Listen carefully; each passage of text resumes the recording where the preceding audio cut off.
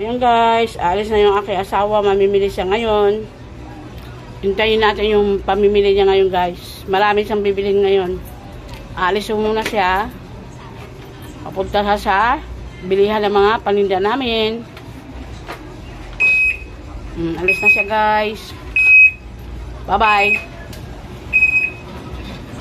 Guys, dumating na yung asawa ko o ng batch ng pamimili niya, inumin. Saka doon nga yung isa dinala ko. Ito yung isang karton, dinala ko na dito. Ayun yung iba. Ano niya? Mga pinamili niya. Inuna niya yung mga alak. Ayan guys. Tapos ulam namin. Babalik pa yan guys. Pangalawang batch. Guys, pangalawang batch. Dumating yung aking asawa. Hindi naman kasi kasya sa isang sasakyan lang guys. Kaya, ayan. Pangalawang batch na yan, guys. Ang aming mga paninda. Ayan, guys. Yung pinamili ng asawa ko. Ayan. Pangalawang batch na yan, guys. Gin. Saka yung dalawang box na yan. Alam nyo na yung ano. Saka ito. Ito. Saka yun. May pangatlong batch pa yan, guys. Ayan. Ito parang napamili ng asawa ko ngayon. Pangalawang balik na niya guys. Yan. Yan. Mamaya, babalik pa yan siya.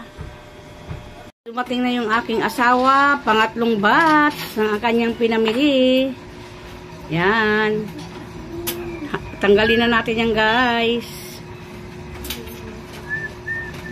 Yan na lahat guys. Yung binili ng aking asawa ngayong araw ng anong araw tayo ngayon? Sabado. Ayan yung binili niya ngayon.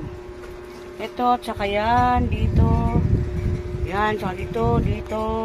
Yan. Yan. Ganyan-ganyan lang yan guys. Nako. Yung mga binili ng asawa ko pero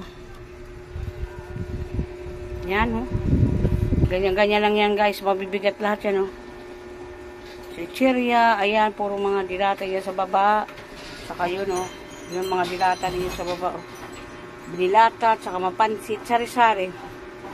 Ayan lahat, guys. Ang pinamili ng aking asawa. Ngayong araw ay Sabado.